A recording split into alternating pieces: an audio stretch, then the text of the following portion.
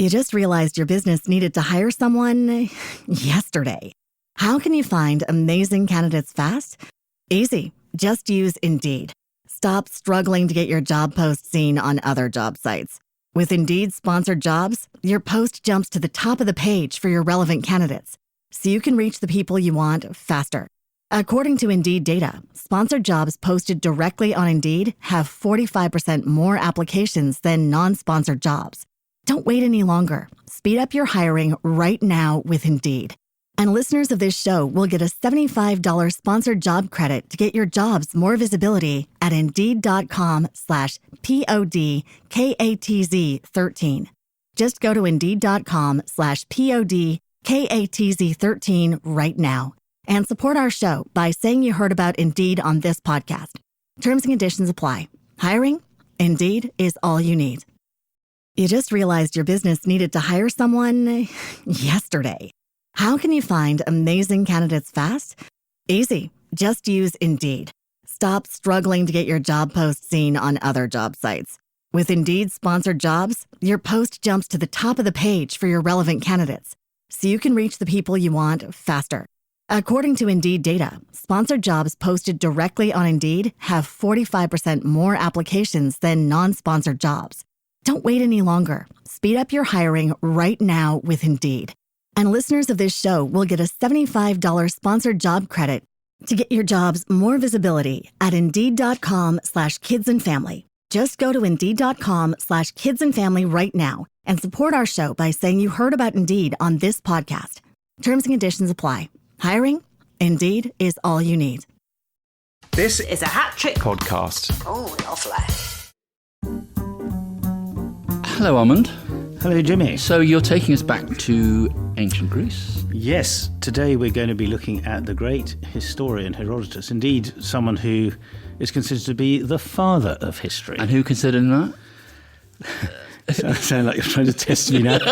Cicero did the phrase, the Pater Historiae. Indeed, yes. So today's subject has been requested by Han Parker, who's doing great work teaching people all about the ancient world on social media and various other places.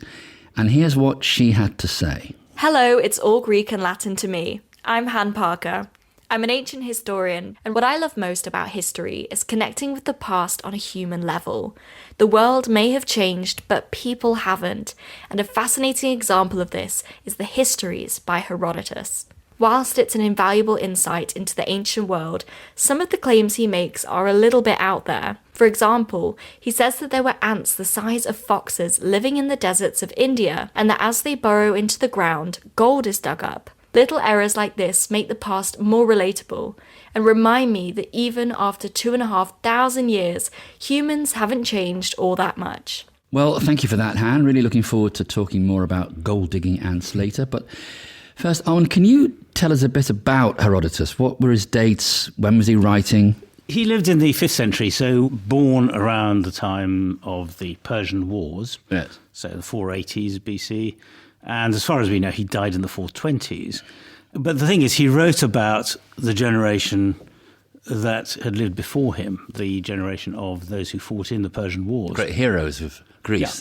Yeah. Well, they're the equivalent of our kind of World War I, World War II. Very much so, yeah. And 9 books of the histories are going to culminate in the story of the Greeks fighting the Persians and beating them back. But if you're writing stories and you come from a world in which history has not been invented, what do you want to say you're doing? He uses a word in Greek, historiae, which means investigation. It's actually related to the word for a sailmast, histos.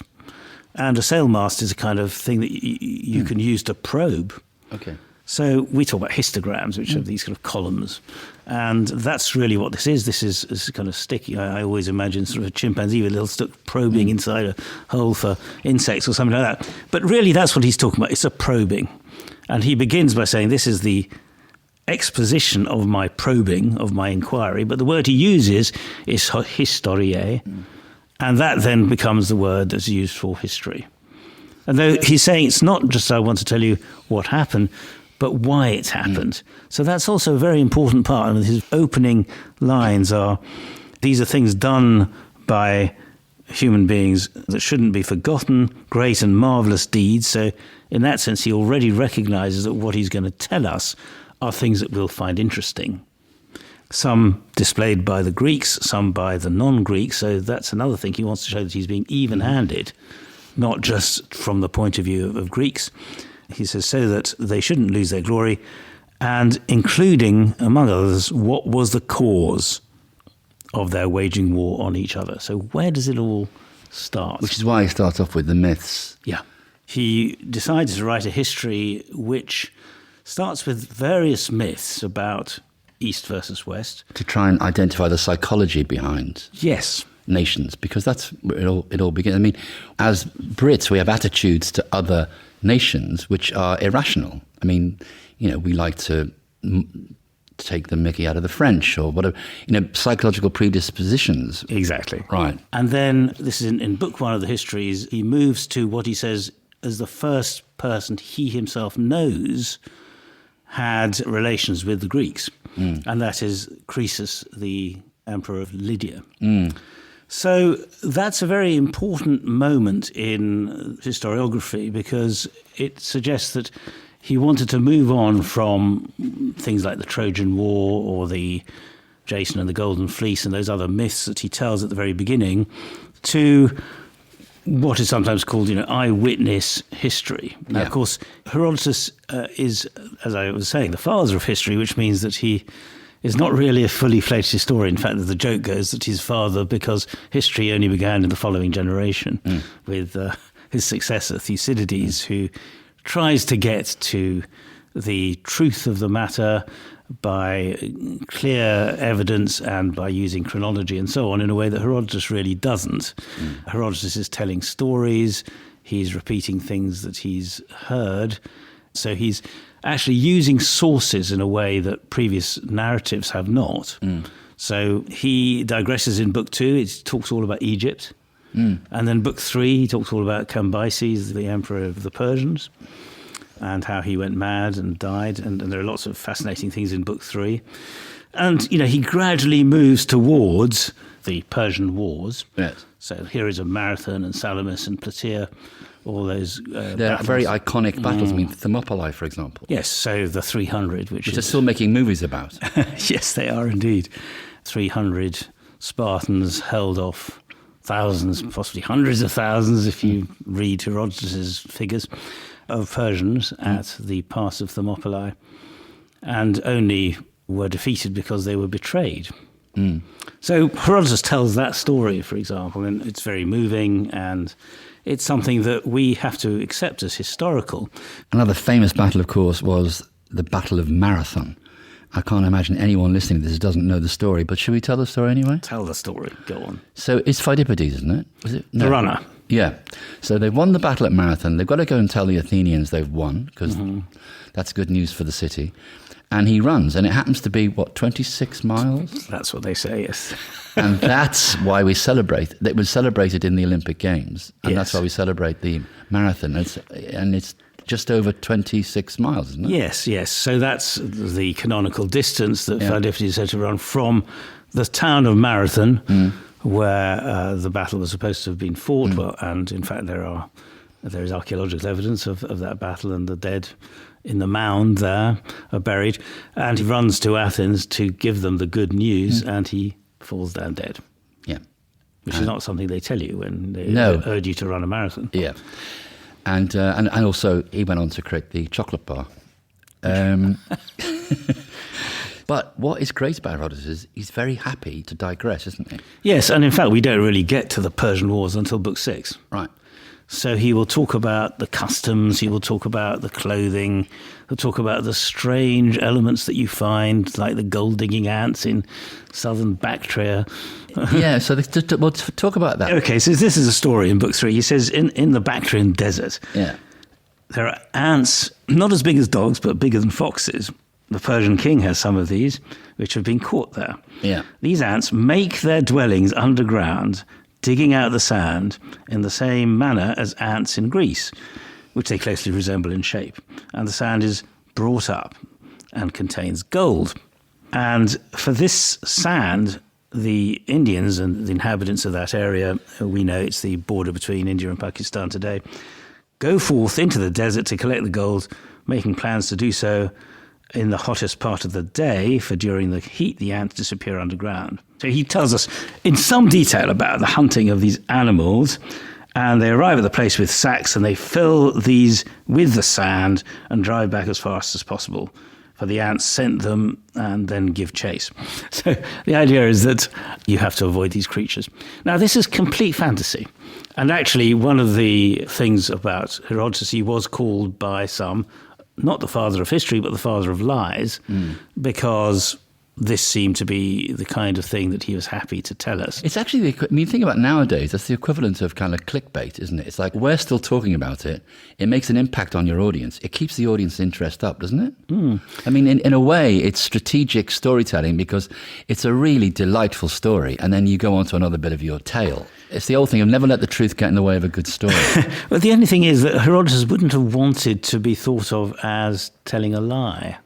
So a lot of the time he says, I know this sounds unlikely, but it actually happened. And he says this in another part of Book 3 when he talks about the Persians, after the death of the Magus, who was their pharaoh, deciding what kind of constitution they were going to have. Should it be democratic? Should it be oligarchic? I mean, this sounds very much like 5th century Greek discussion, not the kind of thing you'd expect in 6th century Persia. And he says, this actually happened. He says it doesn't sound as if it was likely to happen, but it did. So he's keen on saying that what he's telling us is true. It's not that he's lying, he's just not that questioning of his methodology. He's listened to someone tell a first-person account, and he's accepted it. Yes. Though he doesn't always accept it. He says, this is what X says, but the others say something different. So you can sometimes feel that he's asking you to make a choice between two accounts. In this case, he doesn't. So we are left with the golden ants, and we just think, oh, Herodotus is a fabulist, as he was sometimes called, someone who invents these fables. But actually, so in the 1980s, a French anthropologist called Pessel went to this part of India, Pakistan, and discovered that there were creatures there which we call marmots, so rat-like creatures. And it is very gold-rich earth, and these creatures burrow in the earth and they come up with their fur covered in gold dust. And he then said that the old Persian word for an ant was very similar to the same word for this rat-like creature. But it was a mouse ant, was it? Well, the point is, the word ant in Greek is myrmex. Now, let's say the interpreter tells Herodotus that there are these myrmekes, these ants. But actually what he means is marmots. Herodotus hears it as the Greek word for ant, and he reports this faithfully. But he doesn't question the veracity of this story, he just tells it. No, he just tells it. Because it's the kind of story you wouldn't see in Thucydides.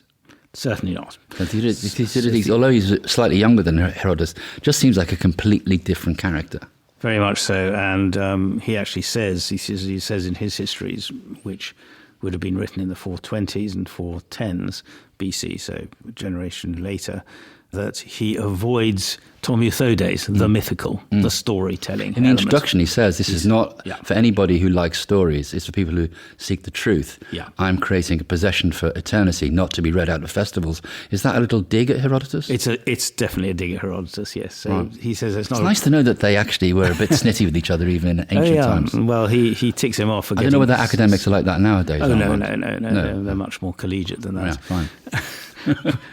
we never say that somebody else has got it wrong. No.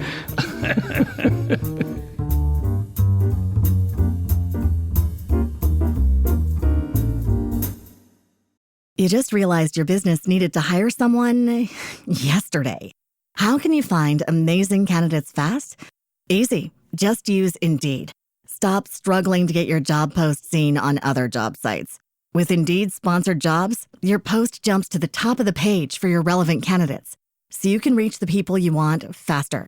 According to Indeed data, sponsored jobs posted directly on Indeed have 45% more applications than non-sponsored jobs. Don't wait any longer. Speed up your hiring right now with Indeed. And listeners of this show will get a $75 sponsored job credit to get your jobs more visibility at Indeed.com/kidsandfamily. Just go to Indeed.com/kidsandfamily right now And support our show by saying you heard about Indeed on this podcast. Terms and conditions apply. Hiring? Indeed is all you need. You mentioned Croesus, who was a historical figure.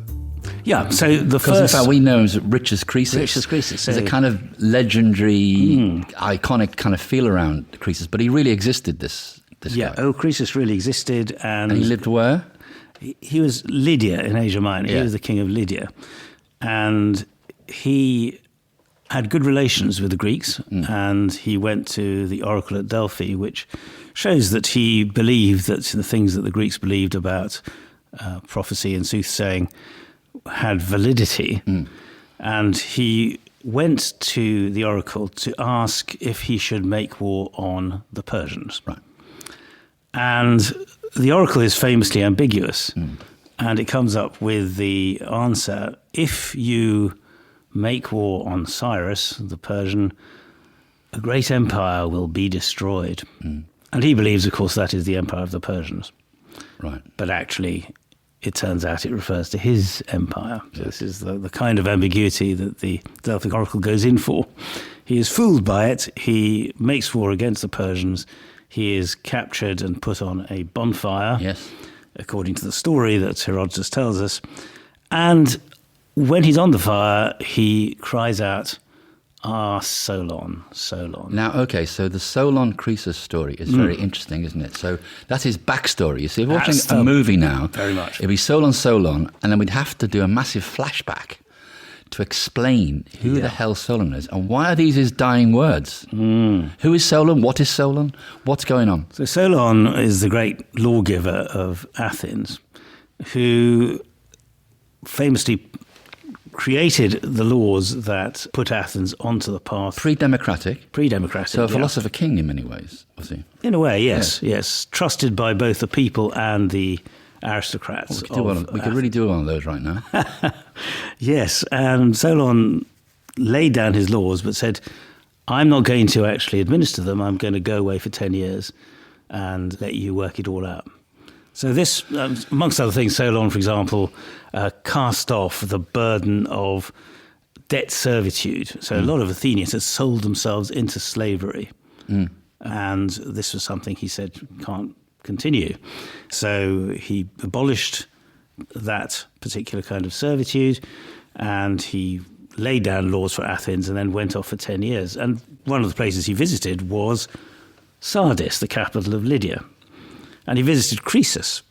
And Croesus was massively wealthy and thought he was perhaps the most fortunate man who'd ever lived.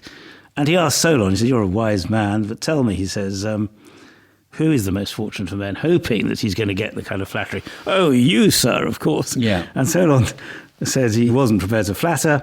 He said, truthfully, it's Tellus, an Athenian man who lived to see his sons grow up and become very successful, and who himself died in battle and is honoured. So, I mean, like some complete non-entity. Yeah. As far as Croesus is concerned. So Croesus says, all right, well, so who's next most fortunate after him? So Solon then names God, another. he's digging here, Croesus. He isn't really is, and he names a couple of Spartans who similarly died in battle. So Croesus is getting really pissed off at this point and says, well, what about me, as it were? And Solon says, look, you ask about human affairs, and I know that the divine realm is entirely grudging and troublesome to us. In a long life, one may see and suffer many things one would not choose. I set the limit of a man's life to 70 years. In all this time, he'll never find a day that brings him everything he desires. Until he is dead, keep the word happy in reserve. So, the idea is call no man happy, fortunate until he is dead. Croesus thinks he's incredibly fortunate, and then when his city is destroyed and when he is about to die, he realizes that Solon was right. Having had a very happy life, he is now about to die in deepest misery. So then what happens when Well, the story is that Cyrus hears this Yes. and says, well, so what's this all about? And Croesus explains the story to him. And Cyrus is moved by this, and he saves Croesus, and he makes him an advisor. So there's a happy ending to that story. and that's Herodotus's. That's Herodotus' story. And doesn't that speak to Herodotus's, one of his intentions is to draw moral lessons from the stories that he's telling us? Herodotus is interested in humanity, isn't he? And what makes people... He's kind of he has that curious... He is in many ways like... the Victorian explorers that went out and came back with these stories of exotic creatures and exotic people. He's interested in humanity. He's interested in how different peoples are. So there's a wonderful story of the Calatii Indians. He says during the reign of Darius summoned the Greeks who were at his court and asked them what price would persuade them to eat the bodies of their dead fathers. They said that they wouldn't do this for any price. Then Darius summoned the worst Indians, game show, isn't it? Yeah, that's right, called the Calatii, who do eat their parents, and asked them in the presence of the Greeks, through an interpreter, what price would persuade them to burn their dead fathers with fire, which of course cremation. They shouted and told him not to speak of so horrid an act. So firmly rooted are these beliefs. It seems to me, Herodotus says, that Pindar spoke rightly in his poem when he says that custom is king of all. So this is a fantastic expression of cultural relativity. Yeah. We burn our dead, we cremate our dead, and yet this would seem to these people to be a horrid thing to do. And the idea that we should eat them, which is what they do, seems to us to be a horrid thing to do. So neither of us are necessarily better than the other. Yes, each to his own. Each to their own. Yeah. And that plays out in modern day politics. I mean, the whole thing about culture is who are we? What do we like? What do we choose? The whole thing about wokeism, the whole thing about keeping countries nationalistically pure. I came across this story, the Gundanis, with the women. He says, women wore leather ankle bracelets. They weren't for adornment. This was a measure. The more bracelets the woman wore indicated the amount of men that she'd slept with. And it was an honor. The more bracelets that you had, the higher your status was. So a lot of the things that Herodotus tells us about other cultures seem to be an attempt to say they do things completely the opposite way that we, the Greeks, do. But he's telling you from the point of view of being open-minded, curious, and tolerant, isn't he? Yeah. He's not judging anybody. It appears to be the case that he believes that custom is king of all, that, people follow their own customs and one set of customs isn't necessarily any worse than another, which, it's a difficult line to tread, isn't it? The Greeks were very keen on their own cultural superiority. But Herodotus was born in Halikarnassus, which is modern-day Bodrum in Turkey, which at the time was a Greek-speaking city with a mixed population under Persian rule. Was it important that, in terms of his perspective, that he wasn't Athenian, that he actually... Yeah. He was an outsider. He was... And what the Athenians would have called one of the barbaroi, wouldn't he? Well, he wasn't himself barbaros in the sense that he... Well, he's high-born, I guess, was he? But also he spoke Greek, so he was part of... does that make you not a barbar? Yeah, so the Greeks used the word barbaros to mean non-Greek, because these were people who they heard as speaking languages other than Greek that sounded like bar, bar, bar. We might say rhubarb, rhubarb. Because it's the noise that they make, isn't it? Yeah, bar, bar, bar, bar, bar, bar, bar. So he spoke Greek, and in fact, he defines Greekness as speaking Greek and having Greek religion. So the Greek gods and their language are what defines you as a Greek. So he was a follower of Greek religion and he spoke the language which makes him a Greek. Though because of his background, he is a slightly liminal figure. He's kind of on the edge. And he has relations that go into Asia Minor as well as west of that into mainland Greece. It's in modern-day Turkey, yeah. Yeah. So that is, and has always been, that meeting point of East and West, isn't it? It's a fantastic kind of rich, yes. Bombarded by influences from both. So that, I think, to some extent explains why he has this perspective on different cultures. Although it is frustrating that he doesn't tell us precisely how he travelled or, for example, when he used interpreters and when he didn't. I mean, clearly he didn't know these languages. The one linguistic fact that he gives us about ancient Persian is wrong. He says all their names end with an S. Well, it's not the case. They do in Greek. The Greek versions of Daryavusha is Dareios. So that ends with a sigma. But that's not the case with Persian names. So he clearly didn't know Persian. He doesn't seem to have known any Egyptian, though he does tell the story of the pharaoh Psammetichus, who wanted to work out what the original language was. Of human beings? Yes. The first language? The first language. What was it? So he set up an experiment, which was to take two babies, newborn babies, and it's a terrible thing. You can only do it if you're a brutal pharaoh from some poor woman. And he had them brought... Elon Musk, he's got lots of newborn babies. Well, there you go. But he had them brought up strictly away from human beings to see what the first word they would come up with was. I get that, yeah. And guess what? They came up with the word Bearkos, which means bread in Phrygian. So he said that must be the first language. Now, Bearkos is because these poor little babies would probably be put in a goat pen and they heard bear. So the first word is Bearkos.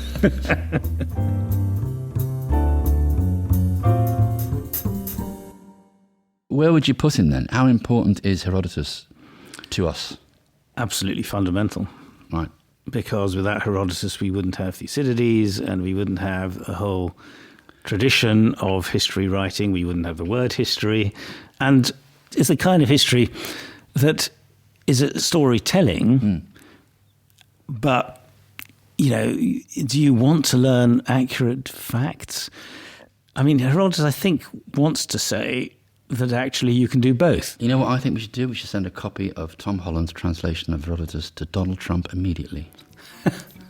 I think you might find it a little taxing. Well, we'll get someone to read it to him. Be an excellent idea. A fine translation.